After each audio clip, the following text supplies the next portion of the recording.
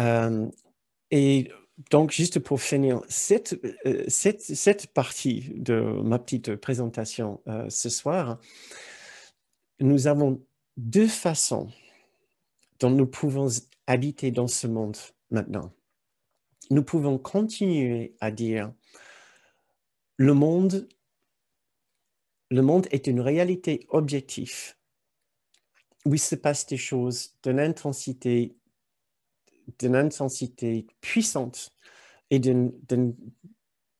aussi d'une qualité tragique, innommable. Tout cela, c'est vrai, sur un certain plan. Et je n'y suis pour rien par rapport à mes réactions face à ce qui se passe.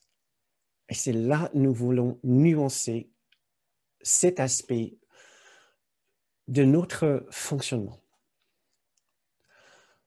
Quand je vous ai demandé tout à l'heure de me donner vos réactions face à ces différentes crises dans le monde, vous n'avez pas hésité. Voilà, il y avait une liste presque immédiatement après. Vos réactions sont venues très rapidement.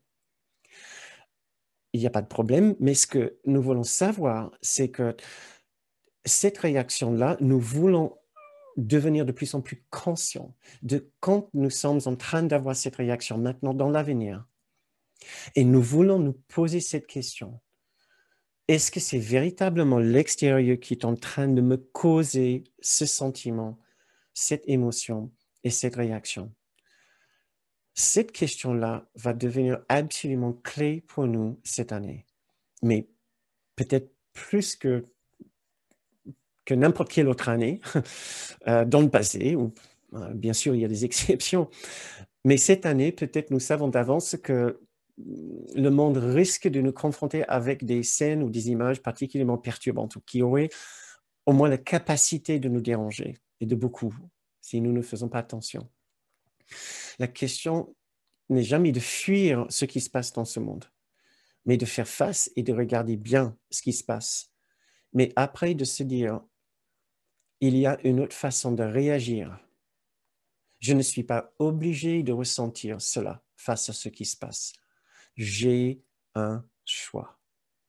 J'ai un choix. Voilà. Et c'est ça, c'est là où nous voulons déterminer peut-être notre résolution pour cette année.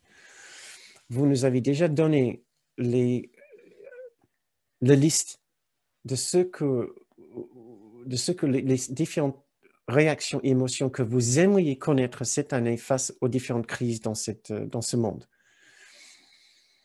Et maintenant, nous pouvons essayer de former ça dans une sorte de résolution. Qu'est-ce que nous aimerions connaître cette année comme expérience pour changer, pour remplacer nos anciennes réactions? Et j'aimerais bien que nous commencions peut-être à appeler ça nos anciennes réactions. Même si ça reste actuel pour un certain temps encore, nous pouvons déjà voir qu'il va arriver un jour où nous allons pouvoir dire « Oui, c'était mon ancienne façon de réagir face à cet événement, face aux crises sanitaires, face aux crises médicales, face aux crises économiques, politiques, sociales et environnementales. J'ai été dans la colère, la peur et la tristesse. » Donc, je vous demande juste de prendre une minute maintenant pour réfléchir pour vous-même. Je vais faire une méditation avec vous dans quelques minutes où nous aurons une opportunité de faire ça avec plus de précision. Mais pensons juste maintenant, sachant ce que nous venons de dire là par rapport au fonctionnement de l'esprit, au fait que ce monde n'a aucun pouvoir de changer notre état d'esprit et nos émotions sans notre permission. Nous sommes en train de donner notre permission chaque fois que nous réagissons négativement à ce qui se passe dans le monde. Nous sommes en train de dire oui, ce monde est horrible et je n'ai pas le choix que de ressentir l'horreur. Je ne peux pas ressentir la paix par rapport à ce qui se passe dans le monde. Je ne peux pas ressentir de l'amour pour tout le monde C'est ce que nous sommes en train de dire chaque fois que nous réagissons avec une émotion particulièrement négative à ce qui se passe dans le monde. Je n'ai pas le choix, nous nous disons. Oh, nous savons maintenant, nous avons véritablement le choix.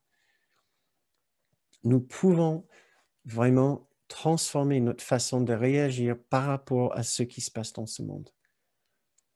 Nous ne sommes pas obligés de continuer à vivre dans ce monde comme dans une prison. Voilà, c'est la perception de l'ego de ce monde. C'est une prison. Oh, dans les yeux de notre guide intérieur, ce que dans un cours miracle, nous appelons la présence de Jésus ou du Saint-Esprit, mais d'une façon plus générale, nous pouvons appeler notre guide intérieur, notre guide divin, si vous voulez.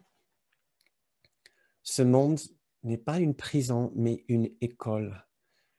Ça commence, oui, effectivement, comme une prison, et nous devons nous rendre compte que nous sommes malheureux dans cette prison.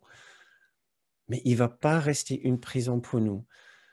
Si nous voyons comment nous pouvons apprendre avec tout ce qui se passe, avec cette crise sanitaire, avec la crise économique qui se profile, qui est là actuellement et qui se profile, avec la crise environnementale, nous pouvons apprendre à identifier la paix qui est derrière, l'amour qui est derrière, la tendresse, la douceur et la sécurité qui sont derrière, puisque ces conditions merveilleuses d'amour, de paix et de tendresse sont véritablement là. Mais nous devons les vouloir.